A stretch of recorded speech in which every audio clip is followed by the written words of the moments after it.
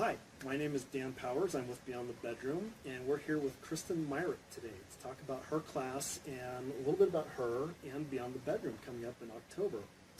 So Christin, thank you for being a presenter. I've courted her for a couple of years now to be a presenter, and she's always had something going on, like, oh yeah, a wedding, hers, yeah. But it's really great to have her this year come to Beyond the Bedroom. I think what she's got to talk about is going to be so valuable for many of our participants, in particular the men. So this is something that we're focusing on a little bit. So tell me a little bit about yourself.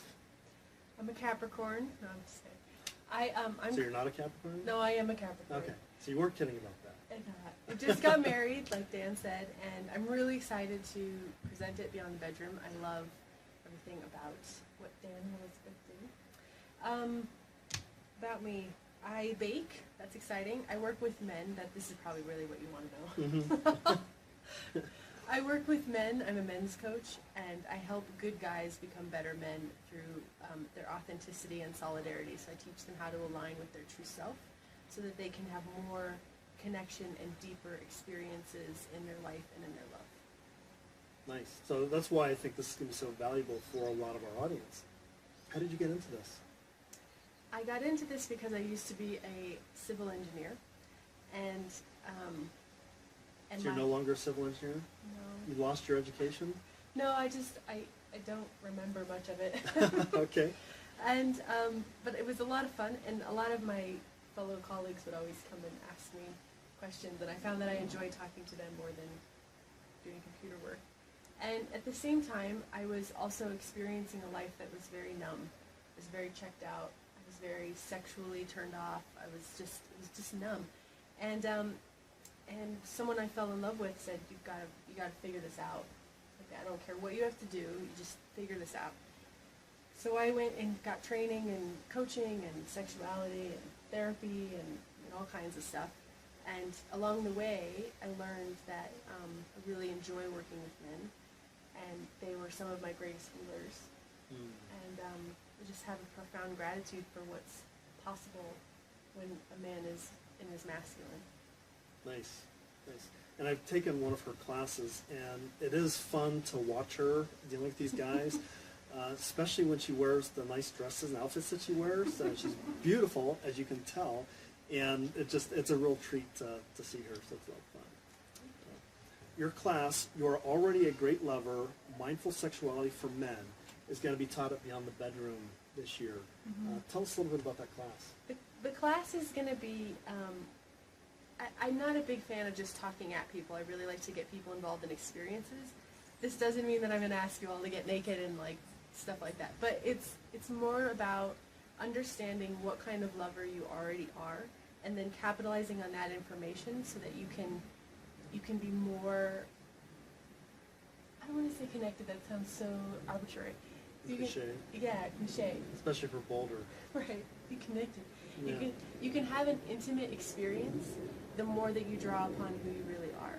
And then the more you draw upon who you really are, the more vulnerable it is. And the more vulnerable it is, the more connected it is.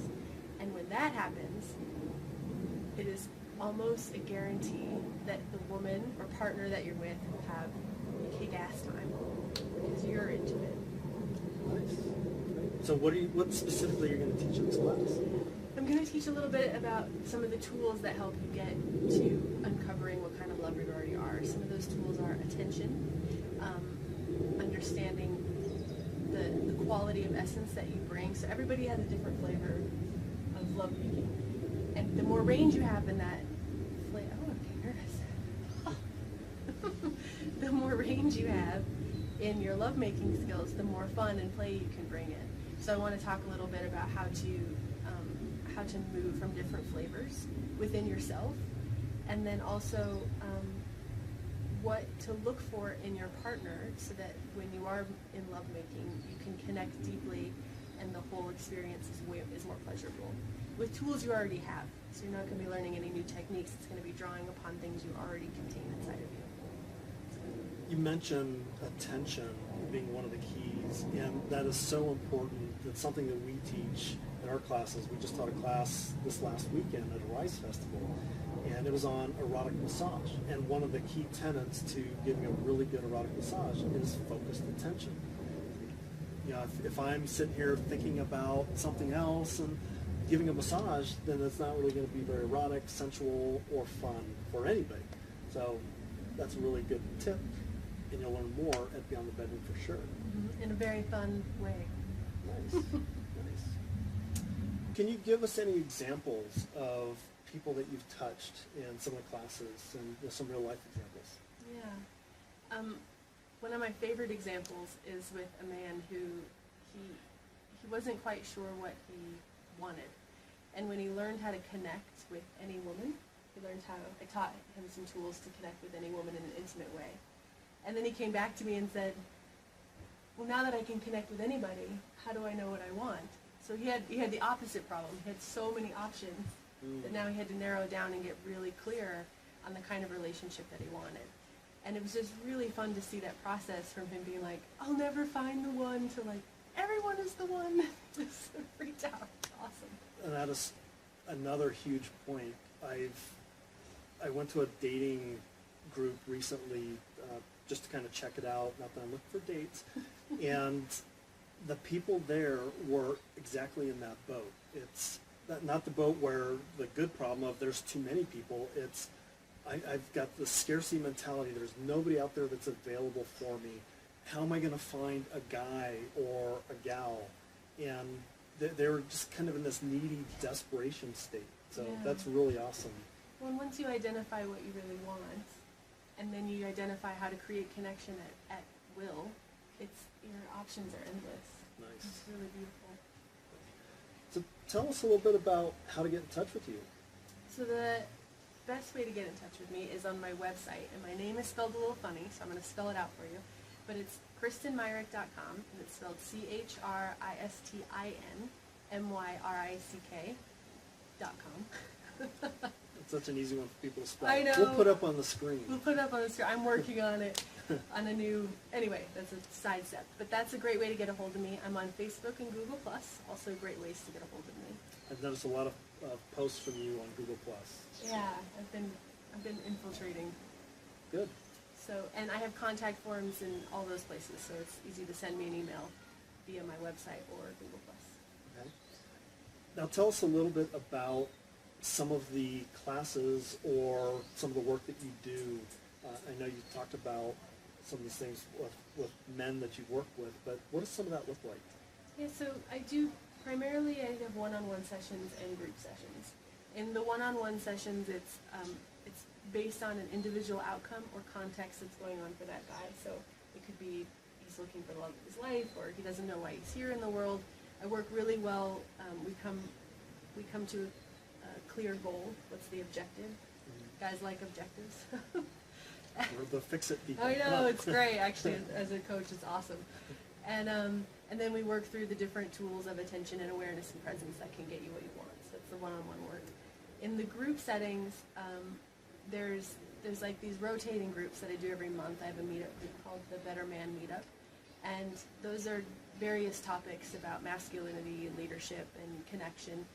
And then beyond that, I have weekend intensives that cover the principles and foundations, content that I've created about how to self-resource your masculinity within you and how to move through situations that come up so you can be more aligned with yourself and with people that you love. There's a lot of information. Perfect. What kind of men do you look for? I look for the men that I have that get the most bang for their buck out of what I do. Okay. So those type of men are usually, not always, but very frequently, are usually very intelligent. They have some kind of computer job or doctor job or something, and they want to have connection, and they don't know how to get there. So there's something that they want, that they crave, and that they yearn for, and they don't even know what it is. Mm-hmm. And that usually is something like intimacy and purpose. Do you see a lot more men in particular, because that's what you focus on, becoming that way because of social media and our gadgets, our iPads and our phones, and we do Twitter and Facebook connecting, so we don't have to connect in person with people? That's part of it. I think of that more as not a symptom, but a thing that happens Okay. because of the thing that's really going on. Okay. A side effect. That's the Okay. word. I think of that as a side effect, and this might be a polarizing argument, but it's my observation that a lot of men are emasculated, and that they're not taken seriously or treated like men. They're treated like boys or like women. Yeah. And so they've lost the ability over time to look within themselves and find the answer and the truth, and then stand up for that answer and the truth in the world. That's great. Because I agree with you. That may be polarizing or not, I don't know. But, well, actually, I know it is, because it is. And I agree with you. Exactly. I think our society has repressed men from being who we are. And it was kind of deserved, because we come across with such masculine power, take versus communicate and negotiate and work with each other. And some men have gone the complete opposite way. They become so effeminate that they just don't have any kind of masculinity at all. Yeah, no desire, no drive. I mean, Yeah, well, it's not that they don't. I don't think they necessarily don't have desire. I think they That's might true. have desire, Yeah. but they don't know how to show that. So if they come up to a woman, especially a pretty woman like yourself, they're going to be very shy, because I don't want to offend you or anything like that. I'm just gonna I'm gonna sit here and hope that you're gonna notice me, and then you'll kind of take over, which is Yeah. the more the masculine energy that men, or I shouldn't say normally are supposed to take, but traditionally do take on. But we also don't like the men that come on and say, "Hey, baby, I'm going to take you. I'm going to beat you over the head with my hammer and haul you back to my cave and Cave. yeah, and own you." It's it's not that kind of negotiation. Yeah. But I think if a man comes to you and has his masculine energy, even a sexual energy that is carried well, then things will work out nicely. Absolutely. And so that's what you're showing men to do. Yeah, it's to line up their words with what they desire. So what ends up being creepy to women, so this is one of the biggest complaints that I hear, one of the things that we talk about frequently, is that if I tell a woman what I really want, is she going to think I'm creepy? Can I swear on this? Okay, great. But one of the things that I know about women is that they have inherent bullshit meters. So they know when what you're saying doesn't match up with what you really want. So when you say something like, "Oh, I'd love to take you and buy a teddy bear," and what you really desire is to have sex with her, she can feel that disparity. Yeah. So it's the disparity that is creepy, not what you're saying. So the right context, how they would say it, might work out. Yeah. It was interesting. I saw a YouTube video recently, and it was a social experiment where a woman went and talked to 100 different men and asked them if they would like to have sex with her. And if the men said yes, then they would walk off. And I don't think they actually had sex, but it was interesting because I think something like 53 of the 100 men that she asked said yes. Wow. And started to walk off there. So their assumption is that they're going to have sex with her. And then I think they told them that, no, this is really a social experiment, and figured it out. But then they did the opposite. They had a man go to 100 different women and ask them, and just in not a I'm a hitting on you kind of way. It's like literally, would you like to have sex with me? Just walking up to them, whether they had a boyfriend with them or not. And same with the woman asking the men too. By the way, most of the men that said no had a girlfriend or some partner, female partner that was with them. The guys that had multiple guys on them, they were all in it, saying yeah. But none of the women said Really? yes. Oh, that's In fact, fascinating. yeah, it was really interesting because a bunch of them laughed. They thought it was just a big joke. Everybody was taken aback. It was kind of like, what? Excuse me? And one woman threw water in the guy's face. He walked up to her while she's sitting at a restaurant. She was so stunned, and she got Oh my God. threw the water face and then walked off. Another one said, "Well, we're God-fearing Christians, and we don't do stuff like that." Okay, fine. But none of the women took him up on it. He Yeah. said yes. That's really interesting. Yeah, and now that was a very small population. Sure. It's a sample of 100. So if you tried it on 1,000, Who would knows? something in there happen? And the guy was, I think, a decent-looking guy, at least. And yeah, who knows? Maybe the way they asked too. And the environment, yeah, there's all kinds of factors. But Yeah. Well, great. Are there any last things that you'd like to add? come to Beyond the Bedroom. Well, I like that. Thank you for what you do, and thank you for what you're putting on. It's really, it's beautiful work. Thank you. That's the only thing I have to say. So I appreciate that. So look forward to seeing everybody along with Kristen at Beyond the Bedroom coming up in October. We're very excited about it. It's going to be a lot of fun. We've got a lot of things that are going on. So look forward to seeing you. See you soon.